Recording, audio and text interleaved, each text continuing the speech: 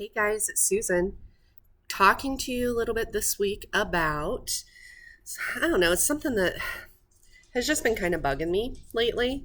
I'll be honest, my personality's always been more of the mindset that I'm going to kind of buck the system. If it's something I believe in, I'm going to go for it. And I've noticed more and more people just have difficulty with that. Mine kind of started when I started getting on the natural health route. It's not your typical, like a lot of people really make fun of you. A lot of people give you a really hard time about it. It's little things like, oh, you're not going to eat gluten? Well, why not? It's all sorts of little stuff like that. And the fact that I do things and think about things a little bit differently, but that's always kind of been my personality. And so, honestly, all of the stuff that's happened since March has made me even more sure of my personality as far as I'm strong with what I believe, and that's okay with me. I don't have a problem with that. A lot of people struggle with that. And so I was trying to think, how can I help people simply be their true selves? I'm not saying you have to be super outspoken about things or fight every chance you get about stuff. I don't argue with a lot of stuff. I just kind of let it roll. I try and teach when I can. I do things like that as far as natural health goes. But I'm more concerned with people just plain and simple being their true selves.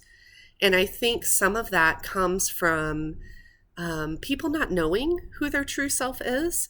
And I've done a lot of work on that, especially during the past 8, 10 months, whatever it's been now, just because I've had more time to do that. And so I wanted to offer some suggestions on that and how you can discover who your true self is. Because if you are living your God-given purpose, whatever that might be, we are all uniquely and wonderfully made in God's purpose, but all of our purposes are different. My purpose is not the same as anyone else in this world. And if I don't live into that purpose doesn't get done. And I don't know for sure. I can't tell you X, Y, and Z is my plan. But I do know more about myself now, which I love. And I do know kind of my core beliefs that way, which I stick to. And that's just part of who I am. But one of the things that has really helped me with that during when we first quarantined and did all of that, I think we all had a lot more time on our hands. I did a lot of reading, a lot of studying, a lot of self-improvement type things. I read books I hadn't had time to read before. I participated in things online designed at growing my business and growing my mindset, especially. And those were so helpful.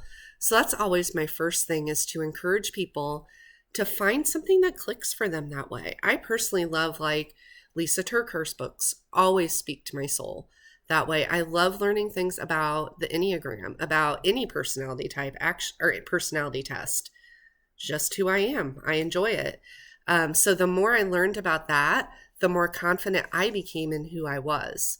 The other thing, and here it is, because I'm going to say journaling one more time.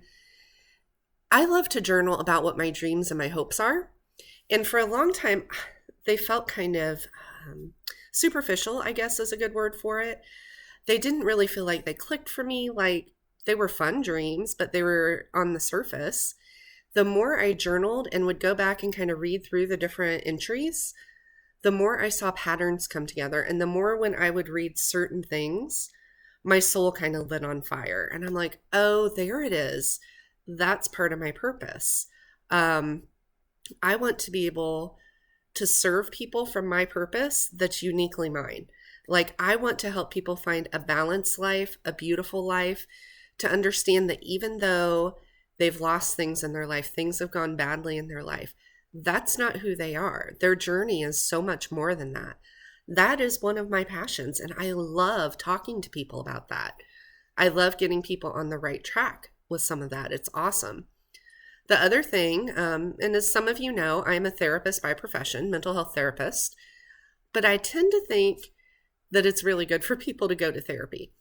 I don't care if nothing's wrong. Like, therapists can simply help get you on the right track. You can think of them as a life coach. You could actually go see a certified life coach that way, but helping you figure out what your vision for your future is, and living into that is going to fill you with all sorts of confidence that way. And you're going to get excited and you're going to run for it, and you're going to find ways to think out of the box and do things differently.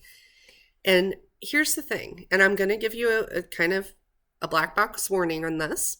When you start to change your life and you start to speak your truth, no matter what that looks like, it makes people uncomfortable.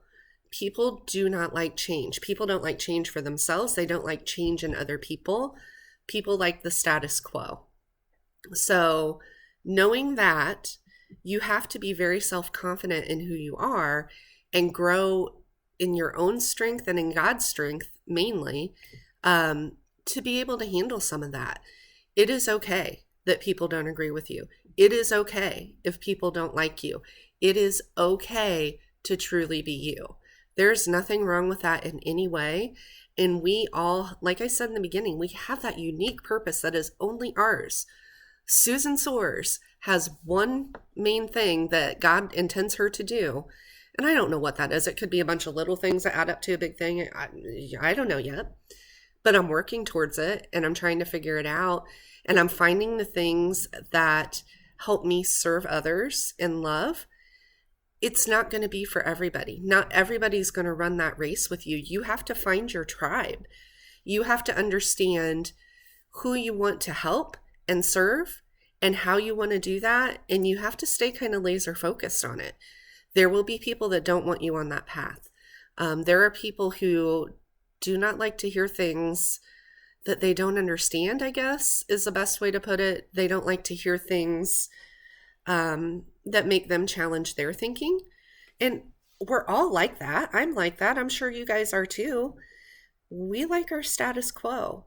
But what I'm going to tell you is if we stay status quo and we don't grow and change and improve ourselves and speak our truth and open our mouths about whatever that is, we are missing a whole population of people that we could help and serve.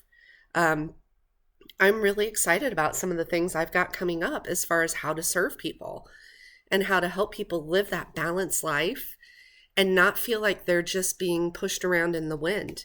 Because I think so many people feel that way. I felt that way for so long in my life. And I don't want people to feel that way anymore.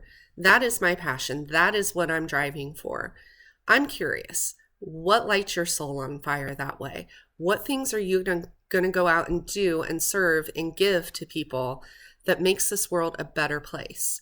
It can be anything. And that's the beautiful thing about us as human beings. We are limitless in our creativity and in our brain power. And we can go out and change the world one little tiny thing at a time. And so I encourage you this week to go out and find one tiny thing at a time that you can go change and make someone's life better. I hope you guys have a great week. I hope you're getting excited for Christmas. It's almost time.